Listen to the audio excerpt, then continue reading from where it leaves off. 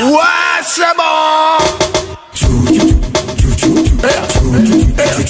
Saint-Patrick 11, délicia automatique. Très bonne éthique de travail, toujours présent. Les bons prix, les bonnes coupes, c'est la base. L'industrie de la mode prend des proportions très intéressantes à travers le monde parce que c'est une industrie qui commence à contribuer véritablement au rayonnement des nations. Nous sommes, mesdames et messieurs, dans un espace très spécial. Nous sommes au Canada et plus précisément à Québec, mais encore plus précisément à Québec City.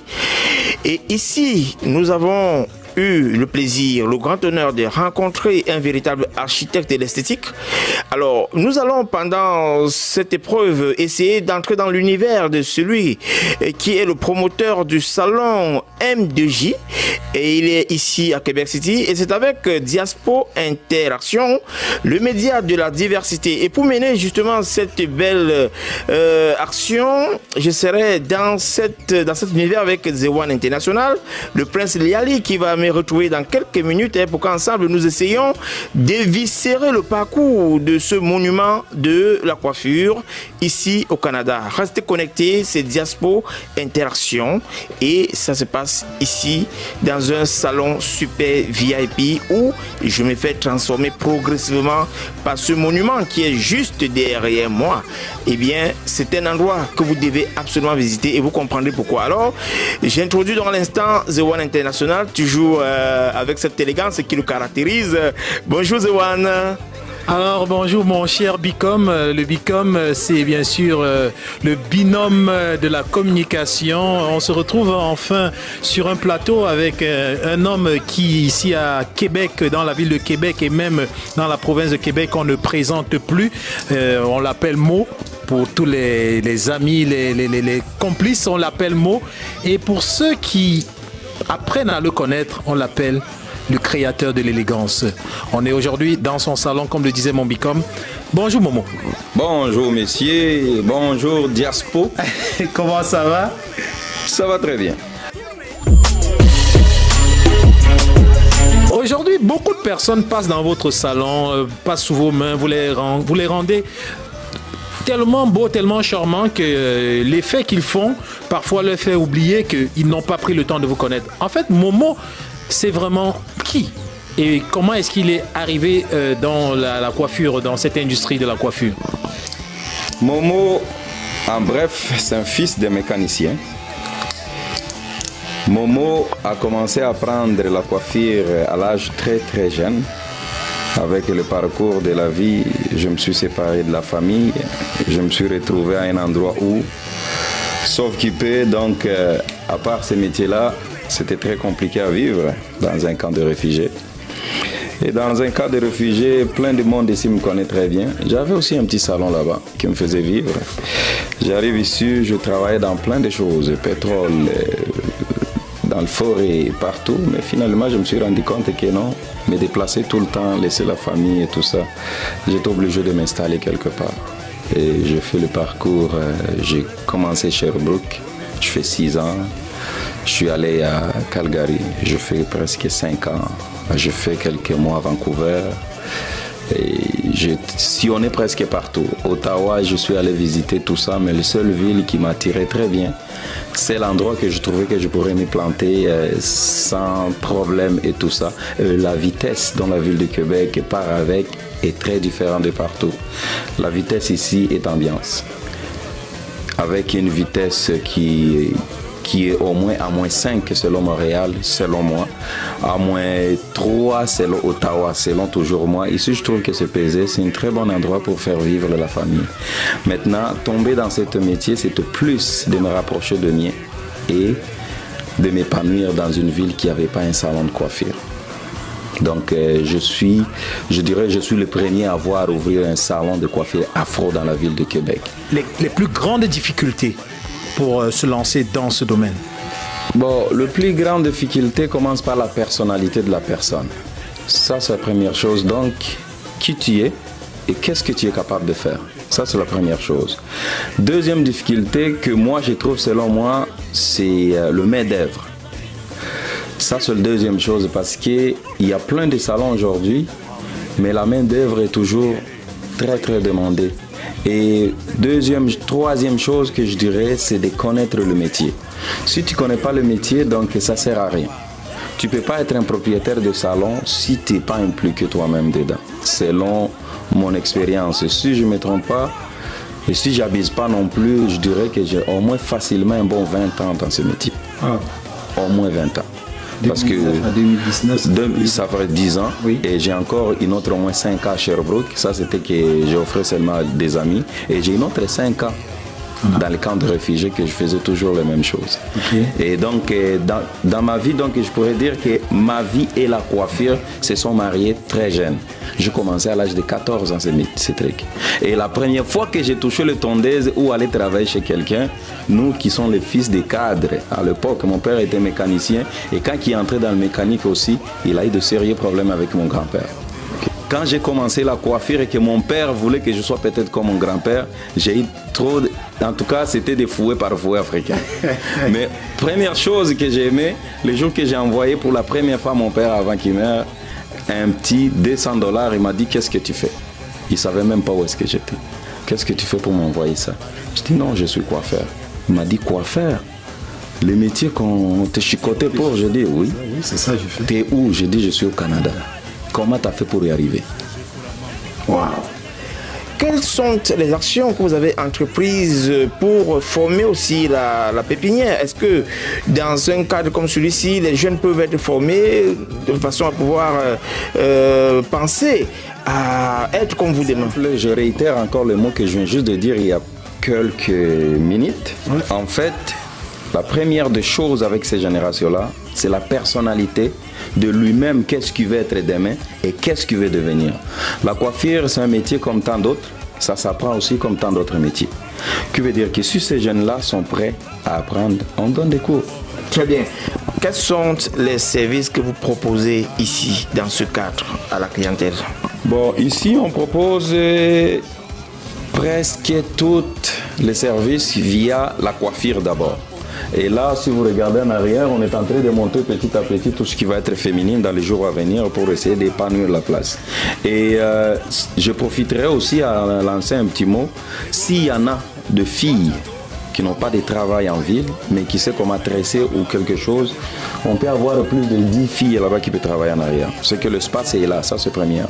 Deuxièmement, s'il y a des garçons qui savent au moins comment tenir les machines et qui veulent avancer dans ça, on les invite toujours à venir. Donc ici, on est en train de préparer ça comme une petite future planète africaine pour tous ceux qui veulent vraiment se lancer.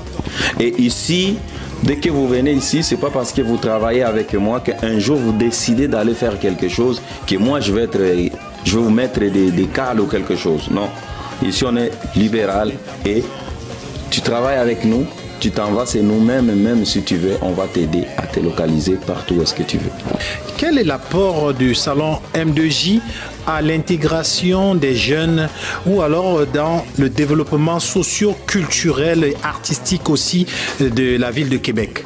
Nous, on est ouvert à tout le monde. On voit plein de jeunes ici. Si un jeune a besoin de quoi que ce soit, on lui montre quel chemin à prendre. Maintenant, nous, on est grandi, on nous disait que si tu arrives à un endroit où un riche est en train de conseiller ses enfants. Toi, enfant de pauvres, tu t'assois à côté pour apprendre tout ce que les autres ils sont en train de se faire dire ou de faire conseiller. Alors, ces jeunes-là qui ont besoin d'être aidés dans n'importe quoi que nous serons capables de les aider, on est toujours ouvert. Quelle est la recette, votre recette personnelle pour que vos affaires fleurissent? La personnalité, l'implication, ça fait partie de la personnalité, la persévérance. Sois capable d'anticiper l'échec et reconnaître d'abord l'échec existe. Mais ce n'est pas parce que l'échec est arrivé que tu tombes et tu ne veux plus te relever. Une personne qui a tombé plusieurs fois a plus d'expérience que la personne qui n'a jamais tombé. Parce que la personne qui n'a jamais tombé, le jour qu'il va tomber, on ne sait pas s'il va se relever. Donc, c'est l'implication, c'est la personnalité et c'est du travail. C'est du travail. Quel est le lien que vous avez encore avec votre pays d'origine aujourd'hui? Bon, le pays d'origine. Le pays d'origine, donc les liens ne peuvent jamais se couper. Ça, c'est la première chose. D'ailleurs, moi, je fais partie des gens, même qui encouragent les gens toujours à investir d'où on est venu. Parce que ici, peu importe ce que nous ferons, même si on devient millionnaire aujourd'hui, nous ne serons pas. De toutes les façons, ici, ils ont déjà tout. Tandis que chez nous, on en manque encore tout. Qui veut dire que si tu as 1 million ici, on ne te connaît pas. Mais si tu as 1 million chez nous, tu vas être reconnu, tu vas aider ceux qui en ont besoin. Et regarde le salon. On peut mettre jusqu'à 20 chaises ici.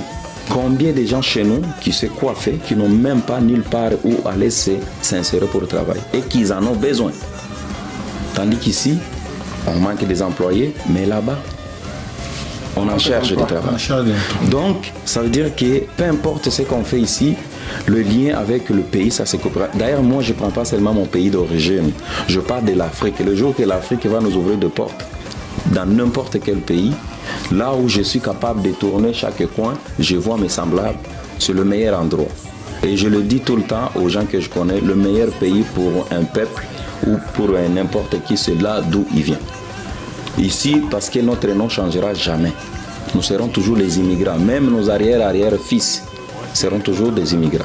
Mais le jour qu'on va commencer à penser que non, un jour, on peut retourner, le métier qu'on néglige aujourd'hui, le métier qu'on fait ici, je ne connais pas un père en Afrique qui autorisait son enfant d'aller faire coiffer. Je ne connais pas un père chez nous, surtout nous qui sommes venus peut-être dans des petits milieux un peu aisés. Je ne vois pas un père ou un parent qui peut dire à ses enfants, ok, va faire le mécanique ou va faire quelque chose. Et pourtant qu'aujourd'hui, on a besoin de toutes ces affaires-là. Que ce soit la coiffure mécanique, n'importe quoi qu'on ne refusait jamais chez nous, c'est ce qu'on en a besoin aujourd'hui. Parce qu'avec ça, je suis capable de sensibiliser tous les petits jeunes qui peuvent entrer ici, que je vois qui amènent leur chemin un peu dans les wrong way. Je peux le mettre à terre, je dis que petit, regarde, tu es capable de faire ça, vaut mieux que tu trouves quelque chose à faire. Au lieu qu'il te trimballe tout le temps, vaut mieux que tu viens, tu t'assois, tu vas voir au moins $5 au lieu d'aller le voler. Ça fait 10 ans de plus que vous travaillez et vous avez traversé les âges de... Vous avez eu 2-3 magasins, je pense.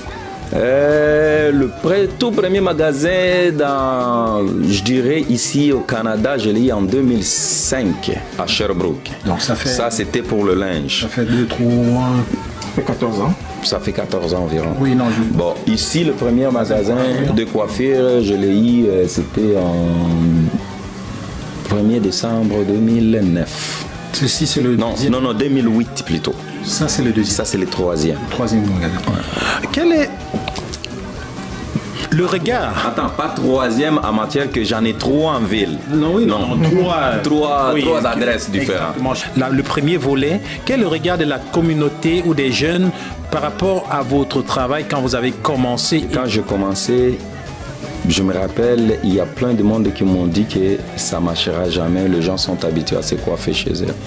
Là, on est en 2009 et la ville de Québec, la plupart des jeunes noirs africains ou quelque chose, ils étaient, selon moi, je trouve qu'ils étaient trop réservés, peut-être, ou soit qu'ils n'avaient jamais bougé la ville de Québec, ou soit qu'ils avaient peur de quelque chose. Quand on est arrivé ici, première des choses, les anciens ne nous ont jamais livré l'information sur quoi qu'il s'assoit sur cette ville, ou n'importe où au Canada.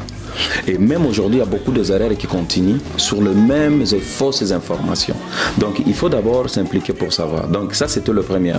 Deuxième, dans le côté positif. Dans le côté positif, je veux dire que depuis que j'ai commencé, aujourd'hui, on a facilement au moins 10 salons de coiffure en ville. Depuis 10 ans. Oui. Au moins 10 salons de coiffure, si je ne me trompe pas. Et la plupart de tous ces salons de coiffure, je pense que soit les propriétaires ont passé ici, ou soit ceux qui ont ouvert, on les a déjà coiffés ici, ou soit ceux qui sont venus, ils ont entendu notre nom avant leur ouverture. Okay. Donc, c'est les mêmes personnes qui se cachaient derrière leurs toilettes qui sont devenus des entrepreneurs aujourd'hui. Ça veut dire que moi, c'est ce que je peux trouver de positif que j'ai amené dans cette société aussi. Parce que les gens, je suis arrivé ici, il y a beaucoup de coiffeurs. Jusqu'aujourd'hui, il y a beaucoup de coiffeurs. Et ça n'arrêtera pas aujourd'hui. Parce que le boulot commence à... C'est pas que les boulots sont plus quasi impossibles à trouver. Aujourd'hui, les travaux, on en a plusieurs. Tandis que nous, on est arrivé ici, là où tu as mené le CV, on dit qu'on n'engage pas les Noirs. Tout de suite, là, on te dit, on n'engage pas les Noirs ici. Mais on sait créer nos propres emplois. Et aujourd'hui, encore beaucoup de monde qui sont dans leur maison, qui coiffent encore, que ces mondes-là, dans les jours à venir, on va les trouver encore aussi sur le marché. Pourquoi? Parce que le monde commence à comprendre de plus en plus comment le Canada fonctionne. Plus, mieux que tu sois propriétaire que d'aller travailler pour d'autres industries. C'est ça qu'on est en train aussi de travailler avec les gens pour qu'ils soient un peu autonomes. Plus on est autonome ici, plus nous laisserons chez nous, plus ça va aider les autres. Quel a été le rapport avec votre entourage québécois, comme votre clientèle, quelle est sa couche? Premièrement, je veux dire que dans cette ville de Québec, il ne faut pas que les gens oublient qu'on est dans une ville d'adoption ou dans un pays d'adoption et de l'immigration. La plupart des parents blancs qui ont adopté soit les enfants haïtiens, soit africains, ils avaient de la misère à trouver les salons de coiffure pour coiffer les cheveux de leurs enfants. Quand ils nous ont vus pour la première fois, j'ai des clients qui sortent même de Rimouski depuis de cela 10 ans, depuis que j'ai commencé. Pour venir se faire coiffer. Venir se faire coiffer ici. Wow. Donc, ces gens-là, ils ont trouvé un pouf, quelqu'un qui est venu les aider. Okay. Donc, ça c'est le premier volet que je viens de répondre. Oui. Donc, les gens ont tellement aimé ça et donc, vous avez... en matière d'âge, en matière d'âge de la clientèle, c'est quelque chose que je ne me suis jamais concentré dessus pour le savoir. Parce que moi, je dirais ici qu'à moyenne, vraiment, c'est de 18 à 60 ans que je vois souvent. Mais les 60 ans, on n'en a pas beaucoup. Mais quand même, de 18 à 40, 50, c'est vraiment les rouleaux. Deuxième, côté québécois, je dirais facilement que juste le québécois, sans mettre les autres, les bosniaques, tout ça. Juste les Québécois, je pense qu'on a facilement un bon entre 20 à 30%. Vous constatez, chers téléspectateurs, que l'échange avec Zewan est tellement intéressant que même ma coiffure n'évolue pas. Ben, écoutez, avant la fin de l'émission, vous aurez la coiffure, ok? Parce que ce qui se dit ici est très intéressant. Vous comprenez donc en une quinzaine d'années, ce monsieur qui est derrière moi, qui est derrière nous, qui est devant vous dans votre petit écran, a pu mettre sur pied un incubateur d'une nouvelle génération de coiffeurs. Il a donné à la coiffure un sens, une certaine dimension. Cette coiffure qui au niveau de l'Afrique est considérée comme un bas métier, comme un sot métier, parce qu'il le disait tantôt précédemment que aucun parent ne peut conseiller à son enfant de faire la coiffure en Afrique. Alors, je suis certain que certaines personnes sont maintenant démangées par la tentative, ou alors par la tentation de poser une question qui leur brûle les lèvres. C'est de savoir à combien est-ce qu'on peut obtenir une coiffure chez M2J. Quel est le montant? Quel est le coût? Peut-être c'est à partir de là qu'on va comprendre qu'il y a coiffure et coiffure, il y a coiffeur et coiffeur. Le coupe, ça dépend des coupes aussi. Le prix, ça dépend vraiment des coupes souvent. Le coût de base ici, nous, quand on regarde, notre coupe commence à $10. Tu vois? Donc, ces coupes-là de $10, on ne peut pas les comparer avec les coupes de 25. Donc, le coupe de base chez nous ici, il est à 18. Et rappelons aussi, chers téléspectateurs, que le programme qui est mené en ce moment entre dans le cadre d'une campagne que nous menons avec Diaspora Interaction et Citoyen Modèle, ou alors Diaspora Modèle, dans le sens justement de repérer toutes ces forces qui contribuent au rayonnement de l'image de l'Afrique à travers les activités. Et justement, c'est une plateforme qui participe de la célébration de la diversité dans toutes ces mesures. Et donc, vous aurez de temps en temps, chaque fois des programmes comme ça, pour vous présenter toutes ces forces que vous pouvez imiter, parce qu'il faut dire qu'il faut toujours imiter le bon exemple de Zewan. Et l'exemple que nous donne ce grand entrepreneur est un exemple édifiant. Il a besoin d'une main-d'œuvre, il a de l'espace, il a du matériel. Et il faut aussi dire qu'il est spécialisé dans la vente des accessoires. Et ici, la coiffure est mixte, le cadre est aéré, vraiment de quoi mettre à l'aise l'équipe qui est venue, Zewan.